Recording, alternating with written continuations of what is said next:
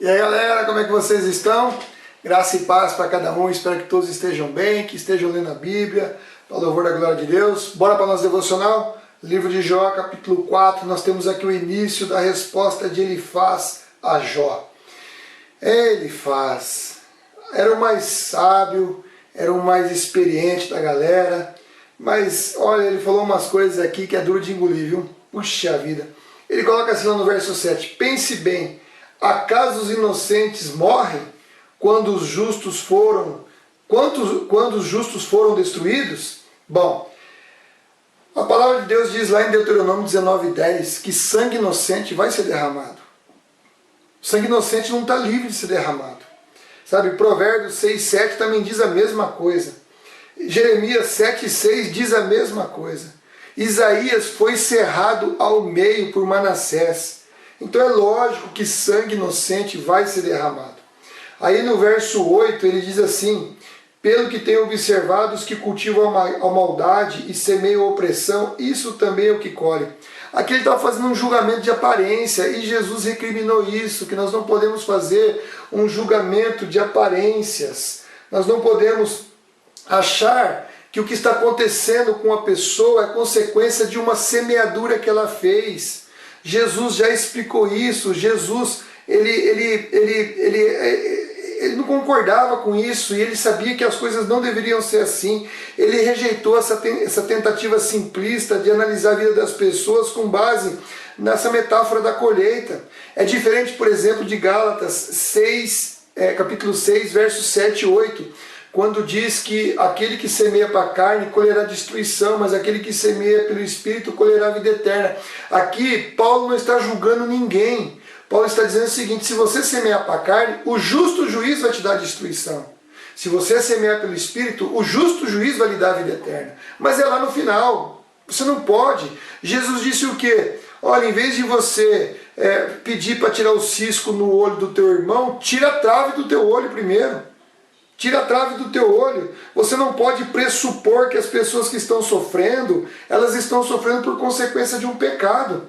E Jesus ainda usou aquele exemplo lá em Lucas 13:4 da torre de Siloé, perguntando se aqueles que morreram eram menos pecadores do que os outros. Jesus usou também lá em João 9, do 1 ao 3, capítulo 9, do verso 1 ao verso 3, quando eles viram um homem cego de nascença, Jesus perguntou, os discípulos perguntaram quem pecou, foi ele, foi seu pai, sua mãe, quem pecou? Jesus falou, ninguém pecou ali, isso aí está acontecendo para a glória de Deus. Então, você fazer um julgamento, a pessoa está sofrendo, é pecado, não, isso está errado, cuidado porque isso é perigoso, nós não podemos julgar ninguém. Nós podemos analisar uma situação. Se você vê o pecado é uma coisa. Se você viu o pecado, você tem a obrigação de exortar aquela pessoa. Você tem obrigação. Você viu o pecado? Exorta. Ou então chama o pastor exortar aquela pessoa. Mas você tem que ver o pecado. Agora você vê uma pessoa sofrendo, passando alguma coisa, e você presumir que aquilo é consequência de um pecado, isso é perigoso. Isso é perigoso que é justamente o que o Elifaz está fazendo aqui. Jó não tinha pecado. Ele está dizendo aqui que Jó tinha pecado porque o que ele estava colhendo era consequência de um pecado. Isso é muito perigoso, porque aqui você trata de uma questão da recompensa material. E essa questão da recompensa material, ela é muito perigosa. Existe a teologia da prosperidade, que fala que aqueles que estão prosperando é porque estão de bem com Deus, e aqueles que estão no pecado é porque estão sofrendo, etc. e tal. Isso não existe, essa teologia é totalmente furada. O bem-estar material não necessariamente se opõe às bênçãos espirituais, de maneira nenhuma, uma coisa não se opõe à outra. Agora você não pode equiparar as bênçãos com a prosperidade material. Por quê? Porque se você colocar a bênção com uma prosperidade material, o cuidado com essas bênçãos, sabe? O medo de perder o cuidado com esses bens materiais, o medo de perder esses bens materiais, a sedução dessas riquezas e a tendência de você cuidar mais disso do que disso, vai fazer com que você perca as bênçãos espirituais. Então uma coisa não está nada relacionada com isso. Deus pode te abençoar materialmente, Ele vai te abençoar por graça e misericórdia. mas as bênçãos espirituais são aquelas que te levam para a vida eterna. Então você não pode vincular uma coisa com outra. A pessoa está sofrendo, então está em pecado. A pessoa que não está sofrendo não está em pecado, né? Então não tem, esquece isso. A cosmovisão do reino de Deus não se define por isso. Não se define por isso. E a sua autoestima não pode ser baseada nos bens patrimoniais que você possui e que você deixa de possuir. A tua autoestima tem que estar vinculada no seu relacionamento com Jesus. É isso que ela tem que estar relacionada. Eu tenho uma autoestima muito boa. Por quê? Porque eu tenho um excelente relacionamento com Jesus. Então, dificilmente as coisas vão me pegar de surpresa.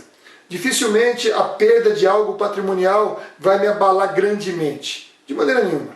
De maneira nenhuma. As minhas bênçãos espirituais não estão vinculadas ao que eu tenho ou ao que eu deixo de ter. Elas estão vinculadas à graça de Jesus Cristo, porque eu não mereço nenhuma delas. Mas por misericórdia, Deus nos concede algumas bênçãos materiais. Beleza? Então não se esqueça disso.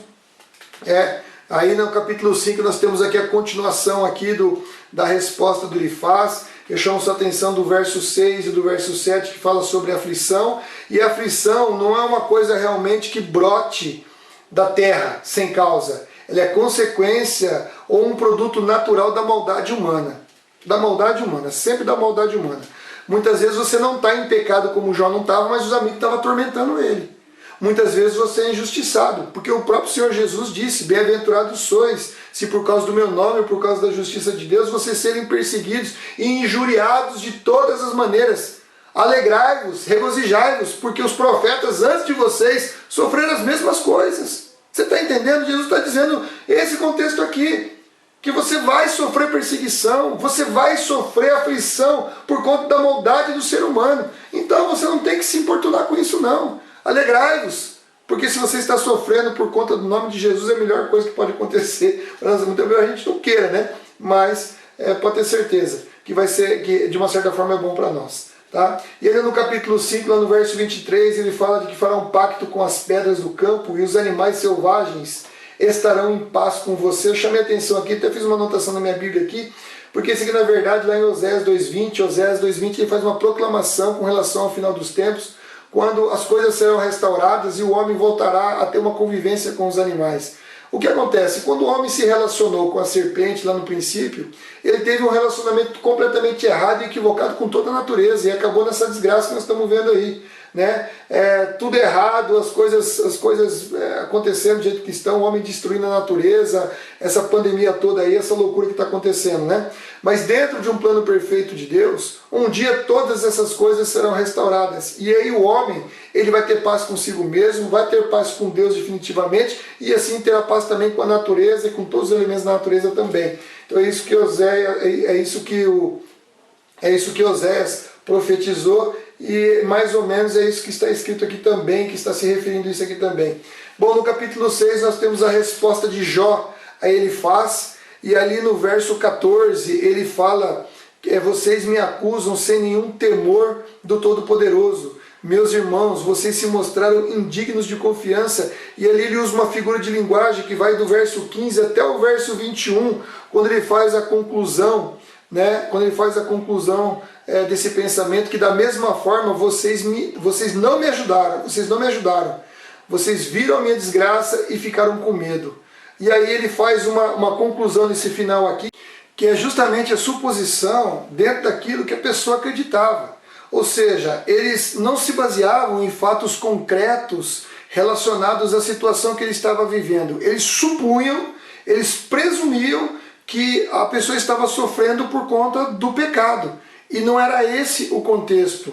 Por isso aqui a indignação, e por isso aqui, nesse contexto aqui do Elifaz, ele fala novamente ao Jó, e ele fala as coisas que não eram para ser ditas. Ele fala de coisas que não deveriam ser ditas. Há uma suposição aqui, né? E mais uma vez eu volto a falar a respeito do que Jesus disse: ao invés de você julgar o seu irmão, ao invés de você querer tirar o cisco do olho dele, tire a trave do seu olho primeiro, para depois você poder tirar o cisco do argumento do olho do seu irmão. Então, aqui fica essas dicas aqui, né? Fica aqui a resposta de Jó no capítulo 6, essa resposta de Jó a Elifaz, nessa suposição de que ele estava errado, de que ele estava pecando, e ele diz ainda: vocês pensam que eu sou mentiroso? Vocês pensam que eu não sei distinguir o bem do mal? Ou seja, Jó estava falando de um fato concreto, enquanto que seus amigos estavam supondo, baseado num conceito equivocado que eles tinham.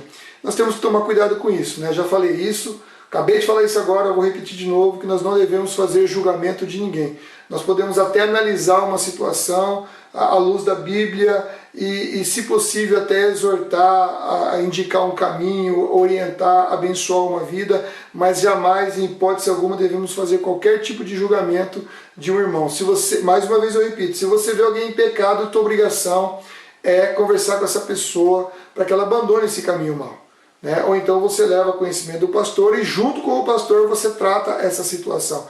Mas caso contrário, não cabe a nós fazer nenhum tipo de julgamento, não fazer nenhum tipo de suposição. As suposições são sempre equivocadas, a maioria das vezes são sempre equivocadas, e por isso nós devemos evitá-las e nos basear realmente em fatos concretos, beleza? Espero que essa devocional tenha abençoado você, tem muitas lições preciosas aqui, e que a graça do Senhor Jesus seja sempre abundante sobre sua vida, que você possa ser abençoado. Não esqueça, se você não é inscrito, se inscreva no canal, acione as notificações, curte o canal e divulgue a palavra de Deus, abençoe outras vidas, abençoe as pessoas que estão ao seu redor, divulgue esse canal, divulgue estas mensagens, essas devocionais, para que outras pessoas também sejam abençoadas.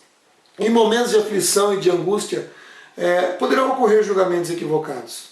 É uma realidade. Mas nós temos Cristo, nós temos o Senhor do nosso lado. E por isso nós estamos aptos a suportar todo e qualquer tipo de julgamento, todo e qualquer tipo de situação. Porque Jesus diz: bem-aventurados os humildes, porque deles é o reino dos céus. Que assim seja na minha e na sua vida. Beleza? Deus te abençoe. Até a próxima, para a glória de Jesus. Amém?